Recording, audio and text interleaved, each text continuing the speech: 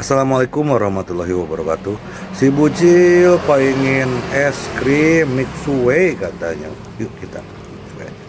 Bab 2181 sampai bab 2182.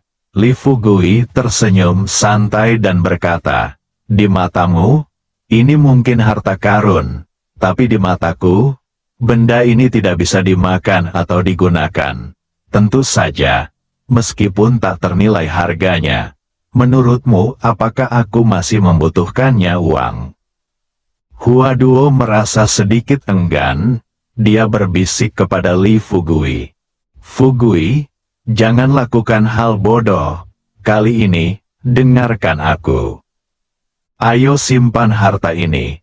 Setelah kamu mengambilnya kembali, lindungi itu." Dia berkata dengan tegas, "Tidak mungkin, tidak ada yang bisa mengubah keputusan saya. Anda tahu ini, saat ini." Hua Duo berkata-kata demi kata, "Oke, karena Anda ingin memberikannya, mengapa tidak berikan saya benda ini?" Li Fugui memandang Hua Duo dengan bingung. Dia pikir Hua Duo bisa memahami rahasianya yang tak terkatakan. Tapi sekarang sepertinya, gadis ini benar-benar dibutakan oleh harta karun di depannya. Setelah menghirup cerutu, Li Fugui berdiri perlahan, lalu berkata kepada Hua Duo dengan setengah tersenyum tapi tidak tersenyum, "Duo, jangan bilang aku tidak akan memberimu gaun ini.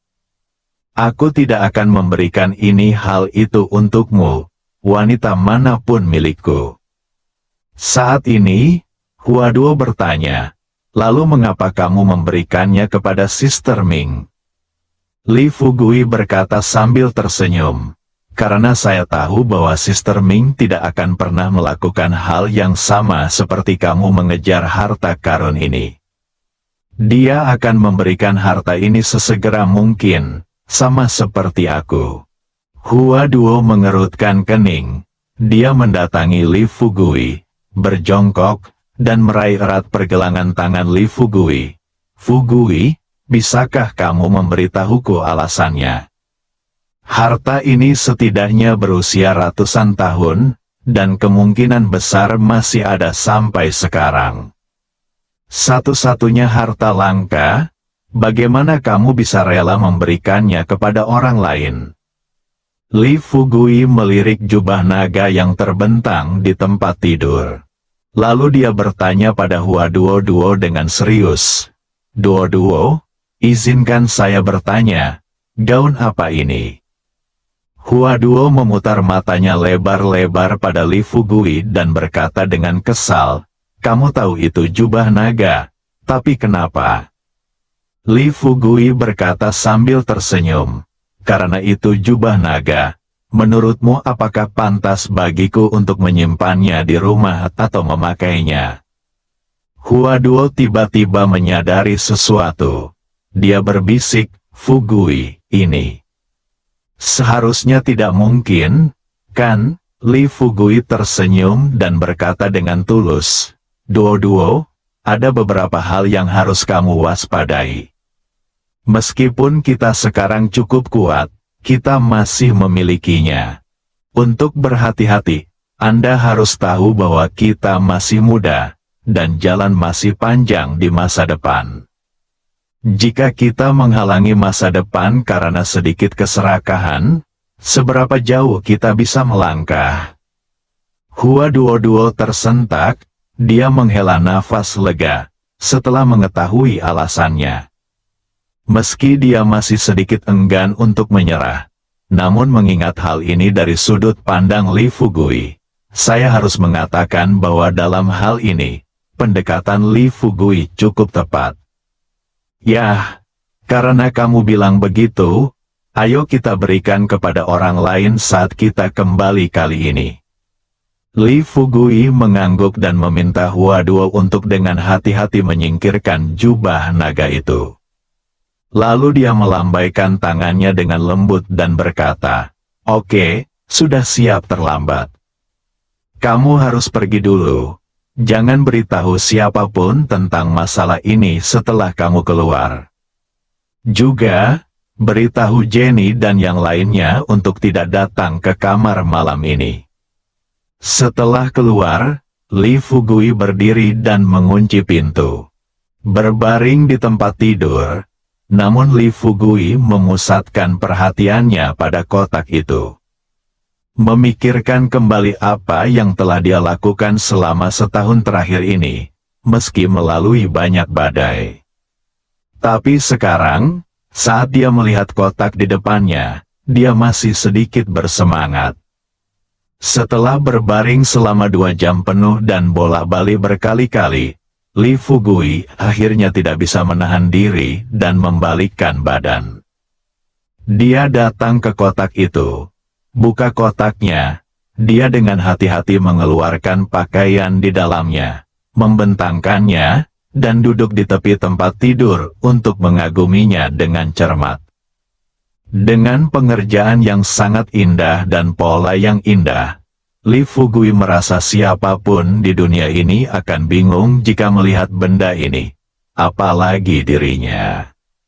Setelah menatap benda ini selama setengah jam, Lee Fugui tidak bisa menahannya sama sekali.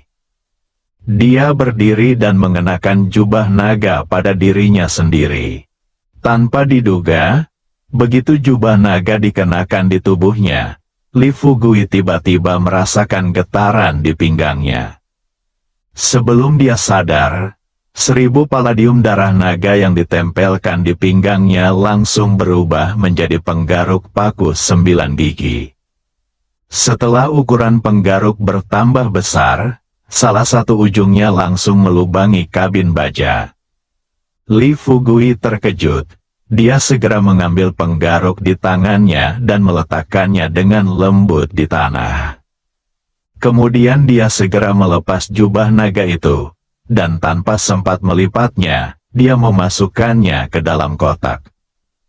Hua Duo, Yu Zhen dan Dimu yang tinggal di sebelah sedang mengobrol. Setelah mendengar gerakan di kamar Lee Fugui, beberapa gadis buru-buru bangun dan bergegas ke kamar Lee Fugui. Baru saja masuk ke pintu, tanpa diduga, Lee Fugui melihat keterkejutan tertulis di wajahnya, menatap kosong ke arah palladium 1000 darah naga sepanjang 2,5 meter di tanah. Melihat ini, Ibu Pertiwi dengan cepat bertanya kepada Lee Fugui, "Fugui, apa yang terjadi?" Lee Fugui sedikit mengernyit dan berkata dengan sedikit ketidakberdayaan, "Saya tidak tahu. Saya tidak bisa tidur, saya sedang memainkannya di kamar saya." Tangan, tanpa diduga, tiba-tiba itu menjadi lebih besar. Ibu Pertiwi melangkah maju dan hendak mengambil palladium 1000 darah naga ketika Hua Duo melihat kotak kayu yang rusak dari sudut matanya. Dia segera menyadari sesuatu. Kemudian dia tersenyum pada Ibu Pertiwi dan berkata, "Saudari Ibu Pertiwi, tolong jangan bergerak. Fugui lah yang membuka benda ini. Biarkan Fugui menjelajahinya sendiri." Setelah mendengar ini, Lee Fugui juga dengan cepat sadar. Dia berpura-pura melangkah maju dan mencoba mengambil 1000 palladium darah naga. Tetapi ketika dia mengulurkan tangan untuk memegang penggaruk lagi, dia tidak menyangka bahwa dia tidak dapat mengangkat penggaruk sama sekali tampaknya. Menggunakan vitalitasnya, lihat situasi ini. Lee Fugui menghirup udara dingin dan mencoba yang terbaik untuk menenangkan diri. Dia tiba-tiba menyadari sesuatu dan buru-buru tersenyum pada Ibu Pertiwi dan yang lainnya. "Ya, saya tahu cara menggunakan benda ini." Lee Fugui mengedarkan vitalitasnya dan mengangkat palladium 1000 darah naga. Lalu dia bergegas menuju geladak dengan penuh semangat. Begitu sampai di geladak, Lee Fugui langsung terbang ke udara. Kapal itu bergerak maju dengan cepat. Di dek, semua orang menatap Lee Fugui. Begitu Li Fugui memejamkan mata, sederet tips menggunakan darah naga 1000 palladium tiba-tiba muncul di benaknya. Setelah mengingat semua gerakannya, Li Fugui memilih yang paling sederhana dan memukulnya langsung ke arah laut. Ledakan, diiringi dentuman keras. Air laut melonjak dengan kolom air hampir 100 meter. Segera setelah itu, kolom air jatuh, dan gelombang setinggi beberapa meter menyapu ke segala arah. Setelah Kapten Meng mendengar suara itu, dia bergegas keluar dan berteriak, "Apa yang terjadi? Apakah seseorang melancarkan serangan?" Hua Duo mendengar teriakan Kapten Meng dan bergegas untuk menghindari kecelakaan. Dia buru-buru menjelaskan kepada Kapten Meng, "Jangan panik, Fugui lah yang menggunakan darah naga 1000 palladium." Mulutnya lebar-lebar, memandang ombak besar yang datang dengan tak percaya. Menyaksikan ombak semakin mendekat ke kapal, Kapten Meng buru berteriak, "Semuanya, hati-hati, di dek." Ketika Ibu Pertiwi dan yang lainnya melihat ombak mendekat, mereka semua mengaktifkan energinya dan tiba-tiba terbang ke udara. Tapi Kapten Meng dan yang lainnya akan menderita. Sebelum puluhan tentara digeladak pulih, mereka langsung terlempar ke laut oleh ombak. Hal yang bagus, kelompok awak kapal ini semuanya pandai dalam air.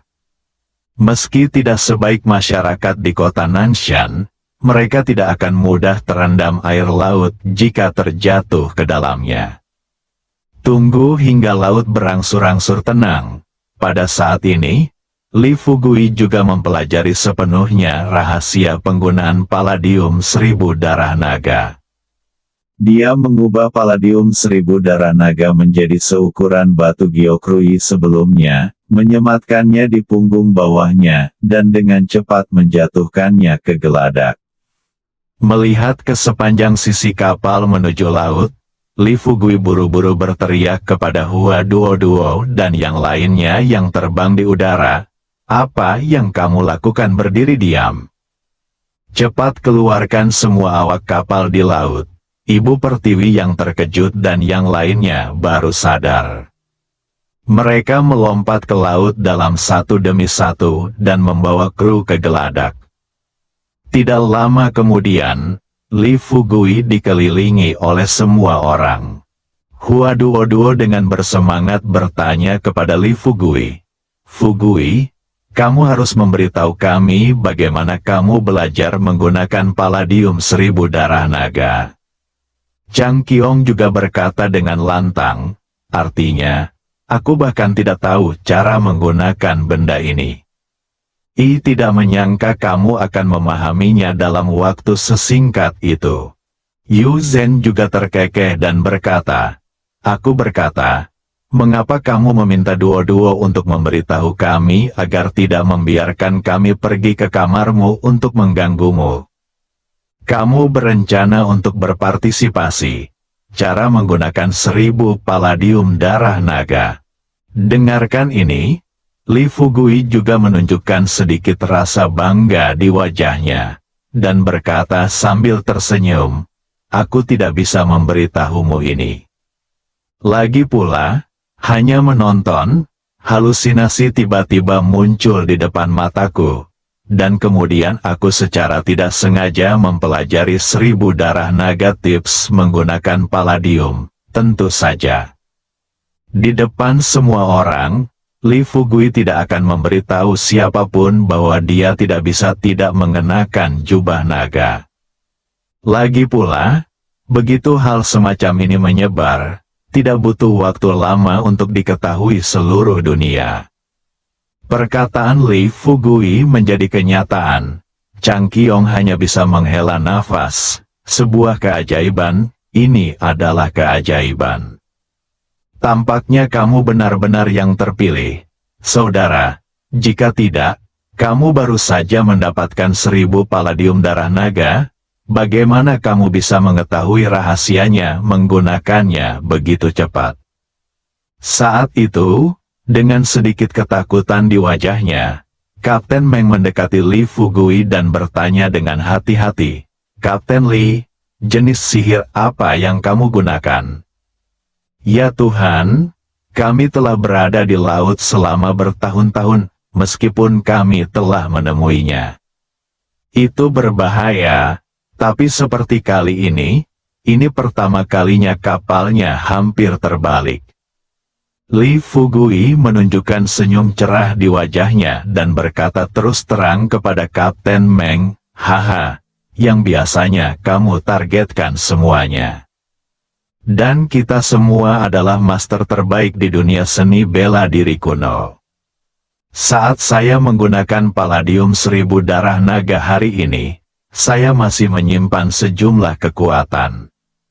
Jika saya tidak menyimpan kekuatan, saya akan menggunakannya telah menggunakan seluruh kekuatanku.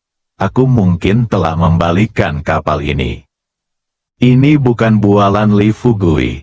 Saat dia menggunakan Palladium 1000 darah naga barusan, dia mempertahankan 2/3 kekuatannya. Jika dia menggunakan seluruh energi di tubuhnya untuk membalikkan kapal ini, dia harus yakin akan hal itu. Setelah mendengar apa yang dikatakan Li Fugui, wajah Kapten Meng menjadi pucat. Ekspresi wajahnya agak sulit dipahami. Melihat ini, Li Fugui berpura-pura penasaran dan bertanya, "Ada apa? Apa yang kamu pikirkan?" Senyuman pahit muncul di bibir Kapten Meng, dan dia tidak bisa menahan nafas. "Oh, sejujurnya semuanya. Sebenarnya, sebelum saya bertemu dengan Anda, saya selalu merasa bahwa tim komando yang saya pimpin adalah kelompok orang paling kuat di dunia, dan dengan berkah dari kapal perang ini, mereka hampir tak terkalahkan. Tapi kali ini, ketika saya bertemu dengan Anda, saya menyadari hal ini.